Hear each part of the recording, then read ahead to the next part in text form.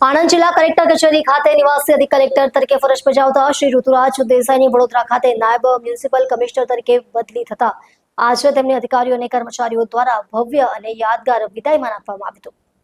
સમગ્ર કાર્યક્રમ દરમિયાન લાગણીસભર વાતાવરણ જોવા મળ્યું હતું। વિદાય સમારોહની શરૂઆત કેક કાપીને શુભેચ્છાઓ પાઠવવાથી કરવામાં આવી હતી। ત્યારબાદ પ્રાંત અધિકારી, નાયબ કલેક્ટરો, નાયબ મામલતદારો, ક્લાર્કો તેમજ જિલ્લા કલેક્ટર કચેરીના તમામ કર્મચારીઓએ શ્રી ઋતુરાજ દેસાઈને શુભકામનાઓ પાઠવી હતી। વિશેષ રીતે શ્રી દેસાઈ પોતાની કેબિનમાંથી બહાર નીકળ્યા ત્યારથી લઈને વાહનમાં બેસ્યા ત્યાં સુધી અધિકારીઓ અને કર્મચારીઓ દ્વારા તેમના પર પુષ્પવર્ષા કરવામાં આવી હતી। સમગ્ર કલેક્ટર કચેરી પરિસર તાળીઓના ગડગડાટ અને શુભેચ્છાના સ્વરો સાથે ગુંજી ઉઠ્યું હતું।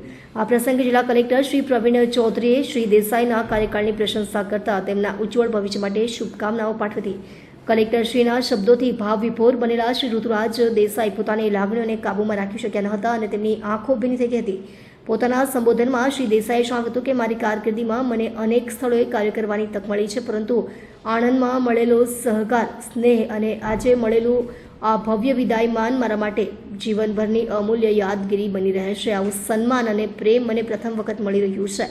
સમગ્ર કાર્યક્રમ દરમિયાન અધિકારીઓ અને કર્મચારીઓમાં લાગણી અને આત્મીયતાનો અનોખો માહોલ જોવા મળ્યો હતો।